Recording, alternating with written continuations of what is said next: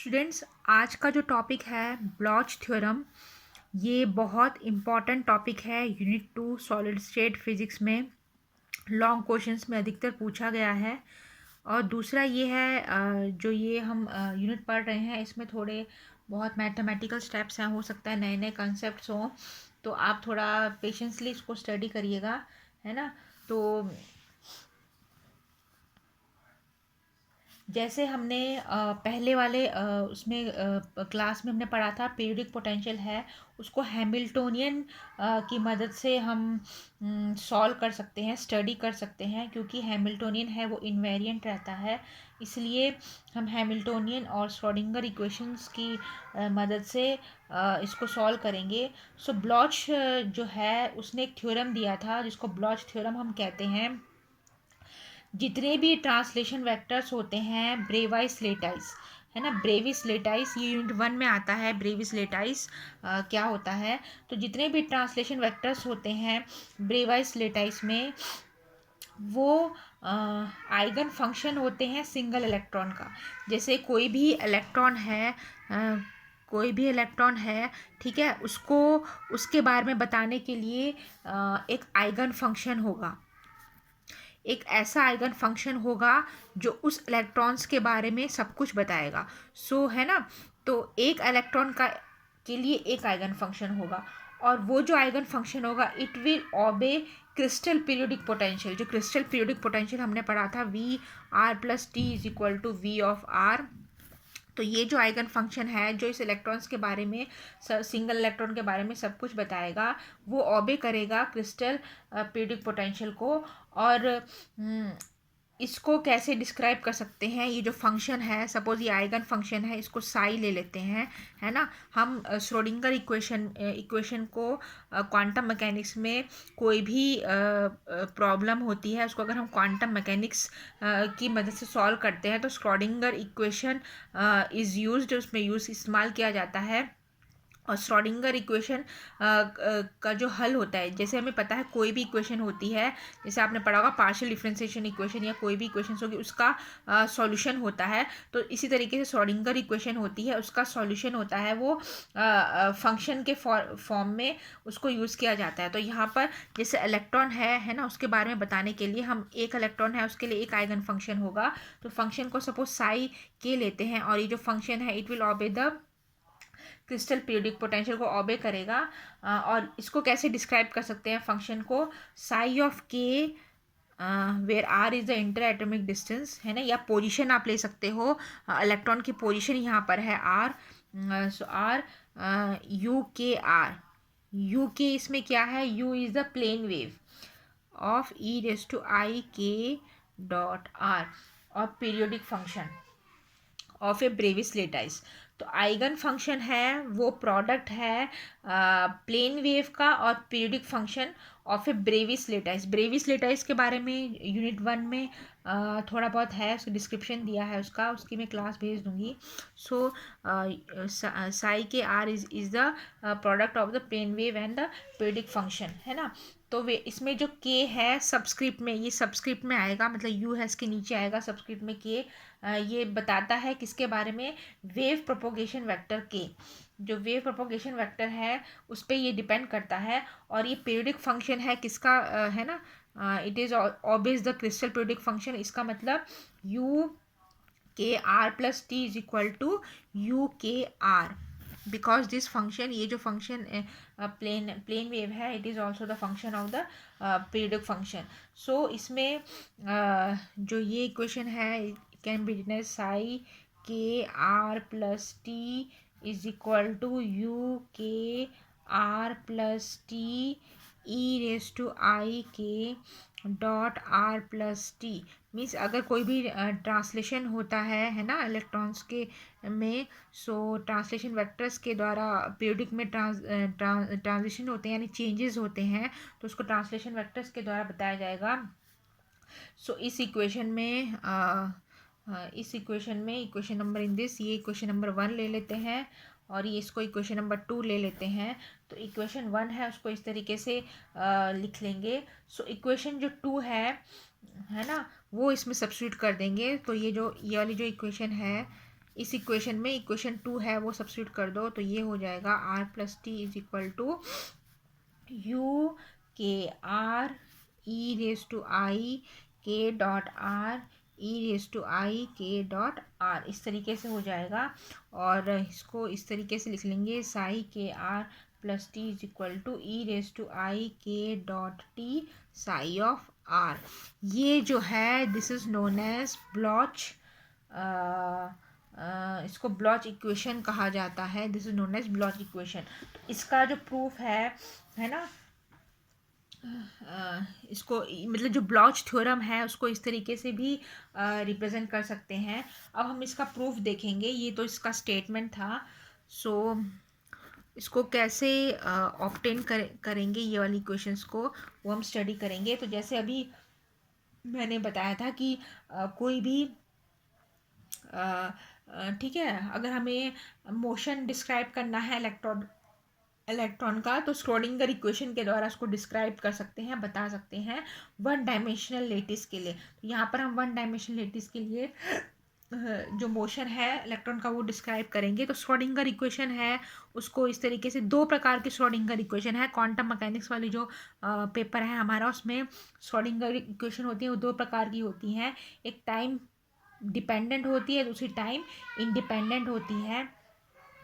सो यहाँ पर हम जो श्रोडिंगर इक्वेशन यूज़ कर रहे हैं वो टाइम इंडिपेंडेंट वाली जो है वो हम यूज़ कर रहे हैं। इसमें देखो टाइम इंडिपेंडेंट में टाइम जो है वो नहीं इसमें लिखा हुआ आपको दिखाई देगा, ठीक है। सो इसको इस तरीके से डिस्क्राइब करेंगे, D square psi upon D x square plus 2m upon H cut square E minus we of x psi is equal to 0। यहाँ पर m क्या है, m is the mass of the electron in the lattice, e is the total energy. So ये जो equation है, ये equation ध्यान से देखोगे आप, लीनियर डिफरेंशियल इक्वेशन है सेकंड ऑर्डर की। कौन सी ऑर्डर की इक्वेशन है? Linear differential equation second order की। तो सेकंड ऑर्डर की है, तो सेकंड ऑर्डर के लिए क्या होगा, दो इंडिपेंडेंट सॉल्यूशन होंगे। तो जैसे मैंने बताया था, जो श्रोडिंगर इक्वेशन है ना, उसको सॉल्व करने के लिए हम फंक्शन का इस्तेमाल करते हैं। तो इसमें हम फंक्शन ले लेते हैं साई वन। दो सॉल्यूशन है तो दो फंक्शन लेंगे, साई वन एक्स और साई टू एक्स, है ना, जिसकी टोटल एनर्जी ई है। सो जो जनरल सॉल्यूशन है इस श्रोडिंगर इक्वेशन का, उसको लिख सकते हैं psi of x is equal to a psi one x plus B psi two x. तो ये जो second order partial differential equation है, इसके दो सॉल्यूशन होंगे, psi one x psi two x. तो इसका है ना, इसको इस तरीके से भी जनरल सॉल्यूशन लिख सकते हैं, psi of x is equal to A और बी इसमें कांस्टेंट है, A psi one x plus B psi two x. तो यहाँ पर ए और बी है वो अननोन कांस्टेंट है जिसको हमें मालूम करना है, जिसे हमें फाइंड करना है। तो ए और बी जो अननोन कांस्टेंट है उसको हम फाइंड आउट करेंगे। तो इसमें जो पोटेंशियल फंक्शन है v ऑफ एक्स, वो क्या है, पीरियोडिक है। So v of x is equal to v x plus N a. तो इसमें जो a है वो लेटाइस कांस्टेंट है और n है वो इंटीजर है। तो जहाँ पीरियोडिक फंक्शन होगा उसको इस तरीके से भी लिख सकते हैं, v of x is equal to v x plus N a, है ना। क्योंकि पोटेंशियल जो होता है लेटाइस में पीरियोडिक होता है, उसकी प्रॉपर्टीज में हमने पढ़ा है। सो तो इसमें साई वन एक्स और साई टू एक्स ही नहीं इसका सॉल्यूशन होंगे, इसमें हमें क्या ऐड करना पड़ेगा, psi one x plus N a, क्योंकि पोटेंशियल है वो क्या है, पीरियोडिक है। सो इसमें psi one x plus N A और psi two x plus N A ये हमें सॉल्यूशन में ऐड करना है। तो psi one x plus N A उसको लिखेंगे हम alpha one psi one x plus alpha two psi two x. तो ये वाली जो इक्वेशन थी इसको हम इस तरीके से रिप्रेजेंट करेंगे। उसी तरीके से दूसरा है इसका, उसको हम लिखेंगे psi two x plus N A is equal to beta, इस पर कॉन्स्टेंट बीटा ले लेते हैं, beta one psi one x plus beta two psi two x. तो यहाँ पर alpha one alpha two beta one beta two ये क्या है, अननोन कांस्टेंट है। तो इसमें जो इक्वेशंस, ये वाली इक्वेशन थी, कौन सी वाली, दिस वन इक्वेशन, ये वाली जो इक्वेशंस थी इसको है ना, सो इसमें हम इक्वेशंस का नाम लिख देते हैं, नाम रख देते हैं। तो ये लिख लेते हैं 1, ये लिख लेते हैं 2, इसको लिख लेते हैं 3 और ये हो गया 4। इस तरीके से हम लिख लेते हैं। तो इसमें जो इक्वेशन नंबर सेकंड थी उसका जनरल सॉल्यूशन को कैसे लिख सकते हैं, ठीक है। इफ द फंक्शन इज प्रोडिक, तो सेकंड जो इक्वेशन थी उसका जनरल सॉल्यूशन हम ऐसे लिख सकते हैं, psi of x plus N A is equal to a psi one. मतलब हमने जनरल सॉल्यूशन ये लिखा था, तो इसके बदले हम इसको ऐसे लिख सकते हैं। ये श्रोडिंगर इक्वेशन था, उसका जनरल सॉल्यूशन हमने ये लिखा था, लेकिन जो फंक्शन है, जो पीरियोडिक है वो, जो पोटेंशियल है फंक्शन है वो पीरियोडिक है। सो उसका जो फंक्शंस होगा वो पीरियोडिक होगा। तो ये हम उसको इस तरीके से ऐसे लिख लेंगे। सो इसमें इसको ये जो है इसको सब्स्टिट्यूट करेंगे। ये वाली जो दो इक्वेशन है इसमें हम सब्स्टिट्यूट करेंगे। तो ये दो इक्वेशन में हम साई वन और साई वन और साई टू की इसमें सब्स्टिट्यूट कर देंगे। तो ये इक्वेशन है कैसे बन जाएगी, दिस कैन बी रिटन है, इसको ऐसे लिख सकते हैं, psi x plus N A is equal to A. थोड़े मैथमेटिकल इसमें स्टेप हैं, है ना। एक बार आप समझ के कर लोगे तो आपको प्रॉब्लम नहीं आएगी। Psi one x plus a alpha two plus beta b two psi two x, इस तरीके से। तो इसमें जो ए और बी है वो क्या है, कांस्टेंट है, इसलिए उसको हम कैसे लिख सकते हैं, A alpha one plus beta B one is equal to lambda A. और दूसरा है A alpha two plus B beta two is equal to lambda B. तो इसको हमने इस तरीके से लिख लिया है, क्योंकि इसमें ए और बी कांस्टेंट है तो चूज़ कर लिया है हमने, तो इसको इस फॉर्म में लिख लिया है। सो ये इसको हम दे देंगे इक्वेशन नंबर 5 और इसको दे देंगे इक्वेशन नंबर 6। तो इसको आप फर्दर सॉल्व करोगे तो इसमें वैल्यू डाल देनी है, ए जो अभी हमने लिया था दोनों इक्वेशंस 5 और 6 वाली, उसमें वैल्यू डाल दोगे कि इसमें psi x plus N a वाली जो इक्वेशन थी उसमें डाल देंगे वैल्यू। सो हमें इस तरीके से ऑब्टेन होगी वो equation, b psi two x, इस तरीके से, है ना। Psi x plus N A is equal to, ये लिख सकते हैं लैम्डा साई ऑफ एक्स। ये क्या है, this is nothing but the Sai of x है ना। सो जो इक्वेशन, ये वाली जो इक्वेशन हमने ऑब्टेन करी है इसको हम नाम दे देते हैं सेवन इक्वेशन। ये जो सेवन्थ इक्वेशन है, ये जो पीछे की दो इक्वेशन थी उसको सेटिस्फाई करेगी।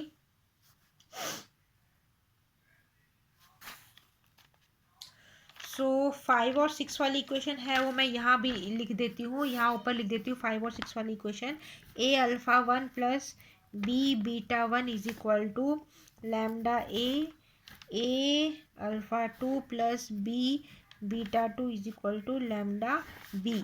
तो ये 5th और 6th इक्वेशन है, इसको सेटिस्फाई करेगी इक्वेशन नंबर 7। सो इसको ऐसे भी लिख सकते हैं, अल्फ़ा वन मैट्रिक्स के फॉर्म में माइनस लैम्डा, है ना, अल्फ़ा वन माइनस लैम्डा, ये है, इसको इधर ले लिया है, ए कॉमन निकाल लेंगे, इस तरीके से इसको इधर ले लेंगे तो ये हो जाएगा B minus lambda. So alpha minus lambda beta one, alpha two beta two minus lambda और A B is equal to 0। So इसको हमने ये जो दो इक्वेशन थी 5th और 6th वाली, उसको हमने मैट्रिक्स के फॉर्म में लिख दिया है। तो इसको आप ये 2/2 का डिटर्मिनेंट हो गया, तो ये इट शुड बी 0 0 होना चाहिए। तो ये इसको हम सॉल्व करेंगे, तो इसको ऐसे सॉल्व करोगे, this multiply this minus this multiply this. So ये हो जाएगा लैम्डा स्क्वायर माइनस, इसको आप सॉल्व करोगे आपको इस तरीके से इक्वेशन मिलेगी, plus lambda one beta two minus alpha two beta one is equal to 0। So ये हो जाएगा alpha one beta two minus alpha two beta one is equal to 1 is equal to I. जो Schrodinger equation थी, है ना, Schrodinger equation थी कौन सी वाली, जो हमने स्टार्टिंग में लिखी थी, d square psi by d x square plus 2m upon H cut square E minus we of x psi is equal to 0। तो इसका जो सॉल्यूशन है वो साई 1x और साई 2x इसका सॉल्यूशन है। तो वो सेटिस्फाई होना चाहिए इसमें। तो हम इसमें क्या करेंगे, एक बार हम साई 1x और साई 2x इसके सॉल्यूशन है, तो इसको हम क्या लिख देंगे, this equation can be written as d square psi upon psi 1x upon D x square plus 2m upon H cut square E minus we of x psi 1x is equal to 0। ये एक equation हो गई। उसी तरीके से इसमें साई 2 रख देंगे। सो दिस कैन बी, इसको इस तरीके से लिख सकते हैं E minus we of x psi 2x। तो दोनों की इक्वेशन हो गई। अब हम क्या करेंगे, ये जो इक्वेशन है इसको 8 ले लेते हैं, इसको 9 ले लेते हैं। तो इक्वेशन 8 को साई 2 से मल्टीप्लाई कर देंगे। इक्वेशन 8 को साई 2 से मल्टीप्लाई कर देंगे, इसको साई 1 से मल्टीप्लाई कर देंगे। ये वाली इक्वेशन को, इसको साई 2 से मल्टीप्लाई करेंगे तो इस तरीके से हो जाएगा। और उसके बाद सब्ट्रैक्ट करना है, माइनस करना है। पहले आपने क्या करना है, इक्वेशन 8 है उसको साई 2 से मल्टीप्लाई करना है, इक्वेशन 9 है उसको साई 1 से मल्टीप्लाई करना है। उसके बाद दोनों को सब्ट्रैक्ट कर देना है, माइनस कर देना है। तो हमें सिंपल मैथमेटिकल के इसमें स्टेप हैं, कोई मुश्किल नहीं है। आप एक बार प्रैक्टिस करोगे, थोड़ी प्रैक्टिस करनी पड़ेगी आपको। सो आपको आ जाएगा। और ये जो टॉपिक है इम्पोर्टेंट टॉपिक है, पूछा जाता है, इस तरीके से हमें मिलेगा। तो इसमें हम क्या करेंगे, डी बाई डी एक्स जो है वो हम कॉमन निकाल लेते हैं। डी बाई डी एक्स को इसमें आप कॉमन निकाल दोगे, सो आपको इस तरीके से मिलेगा d by D x psi 1x d psi 2x by D x minus psi 2x d psi 1x by D x is equal to 0। डी बाई डी एक्स है वो हमने इसमें से कॉमन निकाल दिया है। अब इसमें ये क्या हो जाएगा, कांस्टेंट है। 0 means there is some constant. इसको इंटीग्रेट अगर आप करोगे, if you are doing integration, तो इंटीग्रेशन में क्या करोगे, इंटीग्रेशन और डिफरेंशिएशन क्या हो जाता है, आपस में कट हो जाता है और यहाँ पर आपको कांस्टेंट मिलेगा। तो ये इक्वेशन हो जाएगी इस तरीके से, d x by D x minus psi 2x d psi 1x by D x is equal to constant. और इसमें क्या करो, ये जो पूरी जो टर्म है, ये पूरा ये वाली साइड है, इसको w ले लेते हैं हम। w of x is equal to constant. अब इसको कहाँ यूज करना है, इसमें अब जो इक्वेशन साई 1 और साई 2 की जो पीरियोडिक वाली इक्वेशन थी वो हमें यूज़ करनी है इसमें, वो हम इसमें यूज़ करेंगे। तो मैं लिख देती हूँ यहाँ पर पीछे की साइड, जो पीरियोडिक इक्वेशन थी वो हमें इसमें यूज़ करनी है। So you are getting like this. तो 6 जो पीरियोडिक इक्वेशन थी साई 1 की, ये वाली x plus N A is equal to alpha 1 psi 1 x plus alpha 2 psi 2x, और दूसरी थी ये वाली, ये हमें यूज़ करनी है, इस्तेमाल करनी है इसमें x plus beta 2 psi 2x, ये बीटा। सो हमें मिलेगा psi 1 x plus N a d psi 2 x plus N a by d x minus psi 2 x plus N a d psi 1 x plus N a by d x is equal to, यहाँ हो जाएगा alpha 1 beta 2 minus alpha 2 beta 1 psi 1 x d psi 2x by d x minus psi 2x d psi 1x by d x, ये हो जाएगी equation. So जो डब्ल्यू x is equal to constant था, what is constant here, तो इसमें भी हम क्या कर देंगे, इसको डब्ल्यू ले लेंगे। सो ये हो जाएगा W X plus N A is equal to alpha one beta two minus alpha two beta one. ये क्या है? This equation is nothing but the W of X, W of X. तो यहाँ पर डब्ल्यू ऑफ एक्स कॉन्स्टेंट है, तो constant है तो ये एक्स पे डिपेंड नहीं होगा। सो यहाँ पर क्या हो जाएगा? W of x plus N A is equal to W of x is equal to constant. तो यहाँ पर जो ये वाली टर्म थी it is nothing but the one, क्योंकि ये जो है ये हमने पीछे देखी थी ना, it is nothing but the one I थी, है ना। सो इसको हम कहाँ सब्स्टिट्यूट करेंगे?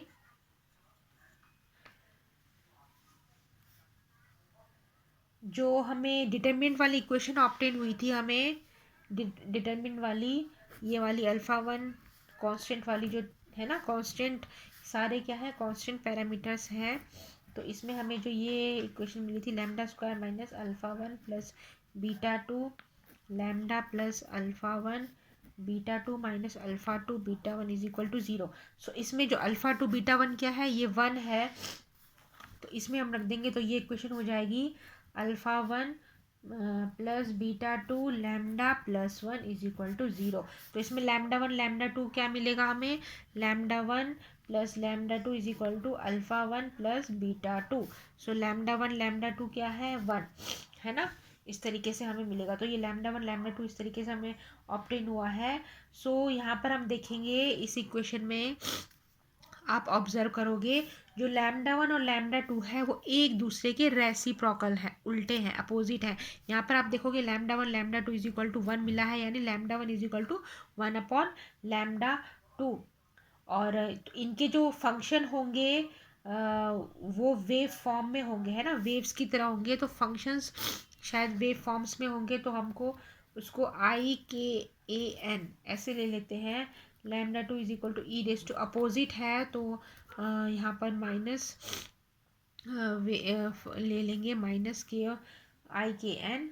तो इसको कहाँ हमें सब्स्टिट्यूट करना है? इसको हमें करना है सब्स्टिट्यूट जो ये वाली इक्वेशन में हमें इसको सब्स्टिट्यूट करना है। Psi x plus N a equation number पीछे वाली इक्वेशन थी, तो इसमें जो है ना लैम्डा साई ऑफ एक्स था, तो इसमें लैम्डा की वैल्यू रख देंगे।